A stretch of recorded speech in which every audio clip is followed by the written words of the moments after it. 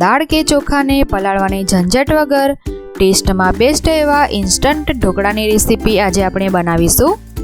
Friends, આ ઢોકળા આપણે આથો લાવ્યા વગર જ ફક્ત 20 જ મિનિટમાં રેડી કરીશું. તો ચાલો શરૂ કરીએ.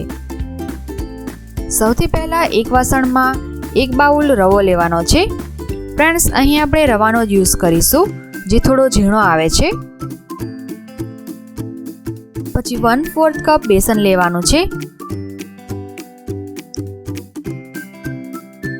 ત્યારબાદ 1/4 કપ ખાટું દહીં યુઝ કરવાનું છે.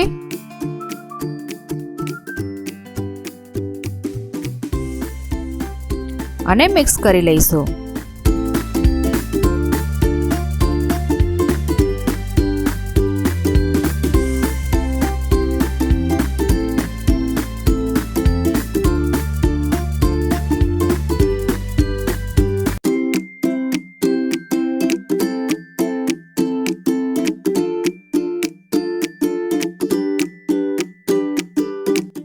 ત્યાર પછી તેને સાઈડમાં 5 મિનિટ સુધી રેસ્ટ કરવા માટે મૂકી દઈશું, જેથી આપણું ખીરું સરસ ફૂલી જાય. પછી તેમાં 1 ટીસ્પૂન લસણ મરચાં અને આદુની પેસ્ટ એડ કરવાની છે. સાથે સ્વાદ અનુસાર મીઠું, અડધી ટીસ્પૂન હળદર, 1 ચપટી હિંગ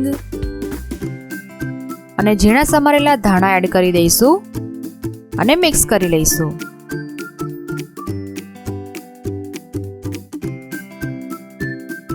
ત્યાર પછી થોડું પાણી એડ કરવાનું છે અને મિક્સ કરવાનું છે.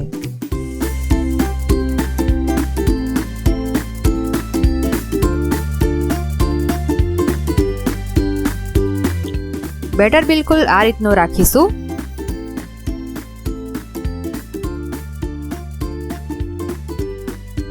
ત્યાર પછી એક સ્ટીમર લેવાનું છે.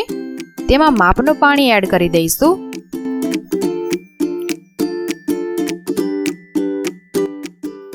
અને તેને ગરમ કરવા માટે મૂકી દઈશું. ત્યારબાદ ઢોકળાની જે ડીશ આવે છે તેમાં આપણે તેલ લગાવી લઈશું, જેથી આપણા ઢોકળા ચોટે નહીં.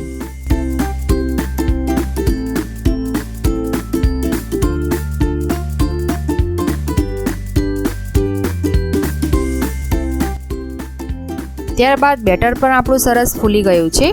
હવે તેમાં જે રેગ્યુલર ઈનો આવે છે તેને એડ કરવાનો છે. ઉપરથી સહેજ પાણી એડ કરવાનું છે, જેથી આપણો ઈનો એક્ટિવ થઈ જાય.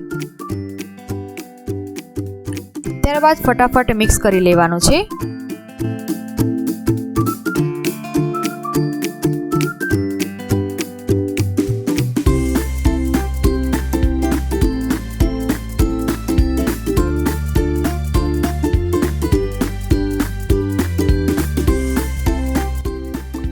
અને ડીશમાં રેડી દેવાનું છે.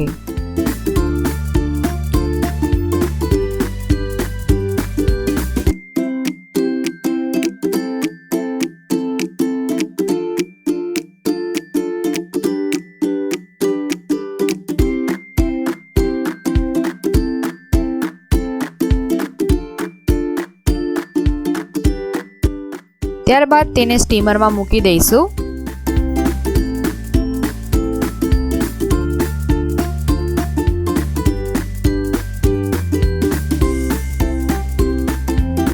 અને ઢાંકણ ઢાંકીને 20 મિનિટ સુધી બફાવા દઈશું.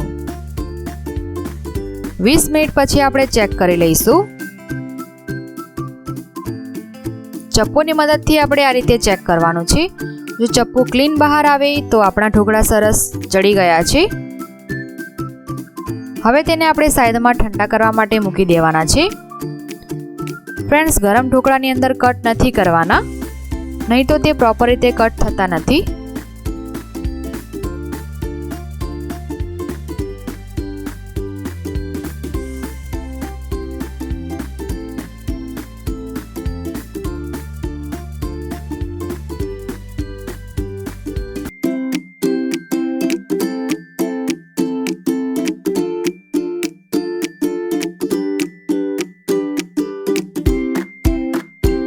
ફ્રેન્ડ્સ, તમે જોઈ શકો છો આપણા ઢોકળા એકદમ રૂ જેવા પોચા બન્યા છે.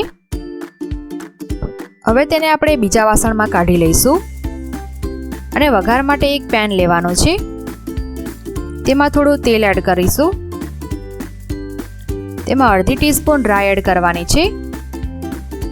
રાઈ સરસ ફૂટી જાય પછી તેમાં 5 થી 6 લીમડીના પાન નાખવાના છે. એક ચપટી હિંગ એડ કરીશું અને એક ઝીણા કટ કરેલા મોળા મરચાં એડ કરવાના છે. ત્યારબાદ જે વાસણમાં આપણે ઢોકળા કાઢ્યા હતા તેમાં થોડા ધાણા એડ કરી દઈશું અને તેના ઉપર વઘારને રેડી દઈશું.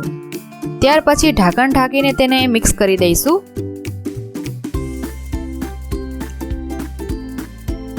તો ફ્રેન્ડ્સ, આપણા ઢોકળા રેડી છે, જે એકદમ ફૂલેલા રૂ જેવા બન્યા છે અને સ્વાદમાં પણ ખૂબ જ ટેસ્ટી બન્યા છે. ફ્રેન્ડ્સ, તમે આ ઢોકળાને સવારના નાસ્તામાં બનાવી શકો છો અથવા તો બાળકોને ટિફિનમાં પણ બનાવીને મોકલી શકો છો.